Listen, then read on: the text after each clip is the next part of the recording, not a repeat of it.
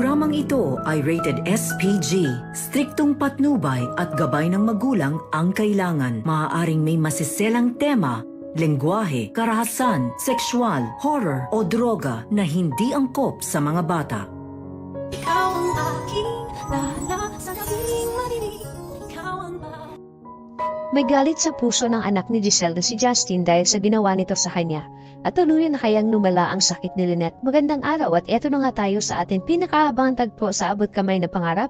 Welcome to my channel. Please don't forget to like, comment, and click the bell button para lagi kayong updated sa aking mga videos. Samantala, nagtalo ang magkapatid na Robert at Giselle dahil sa laging pinagbibintangan ito ni Giselle, si Zoe na ikinagalit ni Robert. Ipinagtaka naman ito ni Giselle dahil magkasama pa lang sila na naghahanap ng sapatos kanina, tapos ngayon ay nagagalit ito sa kanya. Biglang tumayo si Robert at sinabi sa ate niya na, "Hindi mo ba nakita si Zoe? Naaapektuhan na siya. Winiwis na nga niya na mamatay na lang siya. Hindi ka ba naaawa kay Zoe?" Nagsorry naman si Giselle kay Obeng pero hindi maialis kay Giselle na malakas ang kutob na may kinalaman si Zoe sa nangyari sa papa nila. Sigurado ko na hindi mo mararamdaman yon dahil kasi nabubulag ka sa mga drama niya sa'yo. Pero ako hindi. Sabi ni Robert na alam kong nagigilty ka dahil wala tayong nagawa para iligtas ang papa. Pero huwag mo namang gawing panakitputa si Zoe para mabawasan ang galit mo na nararamdaman mo. At kung sakaling may mangyari kay Zoe, hindi ko mapapatawad ang sarili ko.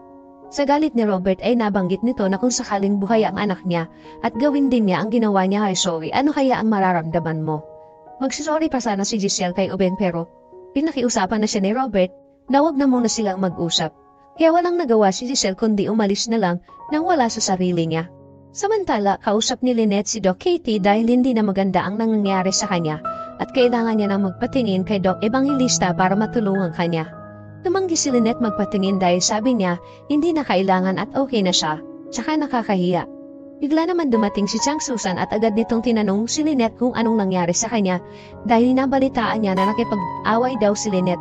Sinabi ni Katie kay Chang Susan na si Lynette ay may sintomas ng PTSD, hypervigilant at may anxiety due to anticipation of judgment or misunderstanding.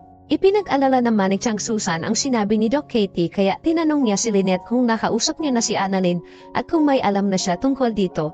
Tatawagan sana ni Chang Susan si Annalyn pero pinigilan siya ni Lynette na wag nang sabihin at hayaan na lang siya sa lolo niya. "Andito ka naman, ang gusto ko lang naman yung may makasama ako." Pumayag naman si Chang Susan na samahan si Lynette. Gustuhin man din ni Katie na samahan niya si Lynette pero hindi pwede dahil may mga schedule pa siya sa gabi. Sabi naman ni Chang Susan na siya na ang bahala kay Lynette at sasamahan niya ito sa bahay niya. Pero ayaw ni Lynette na umuwi dahil natatakot pa din siya na baka balikan siya ng mga taong nanloob sa kanila. Dahil sa trauma ay nagiging matatakotin si Lynette. Kaya pinakiusapan niya si Chang Susan na dumito na lang muna sila sa East Ridge. Pumayag naman si Chang Susan. Habang nagkatinginan naman sila ni Katie at si Chang Susan dahil pareha silang nag-aalala para kay Lynette. Samantala, nakausap na ni Giselle ng personal ang nawawala niyang anak pero hindi niya ito nakilala at naging hindi maganda ang una nilang pagkikita dahil nakita siya nito na aksidente niyang nabangga ang isang babae na may dalang kape dahil hindi siya nakatingin parehas sa dinadaanan nila kaya natapunan ito ng kape. Humingi naman ng paumanhin si Giselle sa babae at sinabihan niya na ibibili na lang siya nito ng bago. Habang sa di kalayuan ay nakatingin sa kanila si Justin at pinanonood niya lang ang nangyayari. Nilapitan niya si Giselle at sinabihan niya na alam mo kung mainit na kape yung hawak niya tapos tumapon sa kanya, she could suffer third-degree burns. In the US, pwede kang makulong ang magbayad ka ng milyon-milyon para lang sa damages. At sabay tinalikuran ni Justin si Giselle.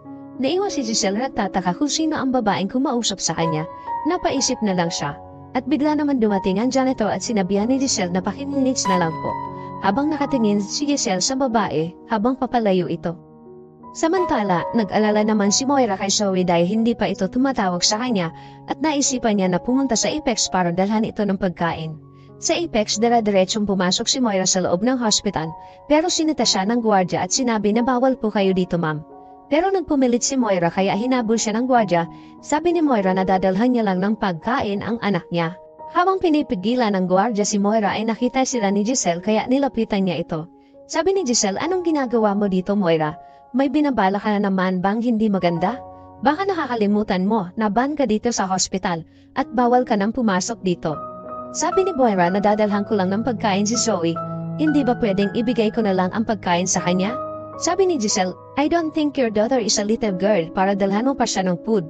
Sabi ni Moira na alam ko kahit na ilang taon pa ang anak ko, she still be my baby. At hindi mo lang pala yun alam dahil hindi mo maiintindihan kasi ayaw mo nga pala ng anak. Kasi nga, pinamigay mo yung anak mo, diba? Hindi naman nagustuhan ni Giselle ang sinabi ni Moira kaya nagalit ito at tuluyan nang hindi pinapasok si Moira sa Apex kaya ikinagalit din ito ni Moira. Samantala, sa paglilibot ni Justin sa Apex Hospital ay madami na siyang nalaman dahil sa mga nakausap niya na mga nurse tungkol sa mga tanyag. Maya-maya ay may tinawagan siya para sabihin na nandito siya ngayon sa Apex Hospital.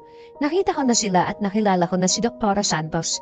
Nabisita ko na rin si Lolo sa ICU, malungkot nga lang dahil hindi ko siya nakausap dahil sa kalagayan niya. At nakita ko na rin si Giselle Tanyag, ang ina kong ipinamigay ako at hindi nga lang niya ako nakilala.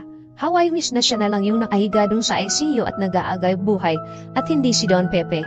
May galit sa puso ni Justin para kay Giselle. Sa kabilang dako naman habang binabantayan ni Chang Susan si Lynette ay nakatulog ito.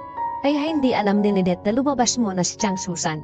Nagising si Lynette na wala siyang kasama kaya ikinatakot na naman niya ito dahil nararamdaman niya na may dahan-dahang nagbubukas ng pintuan.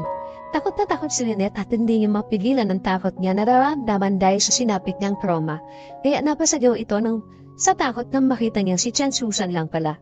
Humingi ng pasensya si Chang Susan kay Lynette kung ikinatakot niya yung pagdahan-dahan niyang pagpasok dahil ayaw sana niya itong magising dahil alam niya na natutulog si Lynette. Kaya ipinag-alala na din ni Chang Susan ang sobrang matatakotin ni Lynette at kailangan ng malaman ito ni Annalyn. Habang si Giselle naman ay bumisita din sa kanyang papa at ipinagdadasal na sana ay gumising na ito dahil hindi na nila alam kung paano nila malalaman ang totoong nangyari sa papa niya. Nagkakatampuhan na din sila ni Ubeng dahil kay Zoe na pilit ipinagtatanggol ni Ubeng na walang kinalaman si Zoe sa nangyari sa kanilang papa. Pero iba si Giselle, malakas ang kutob niya na may kinalaman si Zoe.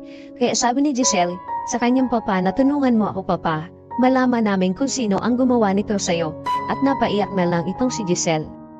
Samantala, sinunod naman ni Annalyn ang ipinayo ni Doc Rindo na puntahan ang lolo Pepe niya sa ICU at kausapin ito baka sakaling makakuha siya ng response mula sa lolo niya dahil minsan ay nakakatulong din ito kapag kinakausap nila ang mga pasyente. Pero bigo si Annalyn na makitaan ng sinyales ang lolo niya sa mga response kahit nakausapin niya ito. Kaya paglabas niya sa ICU ay agad naman siyang sinalubong ni Doc Rindon at tinanong niya si Annalyn kung kamusta. Pero biglang umiyak si Annalyn at napayakap siya kay Doc Rindon dahil wala siyang nakuwang response mula sa lolo Pepe niya na ikinalungkot naman ni Doc Rindon. Paano malalaman ni Giselle na si Justin ang nawawala niyang anak? Ano ang gagawin ni Annalyn kapag nalaman niyang may sakit ang nanay Lynette niya na PTSD?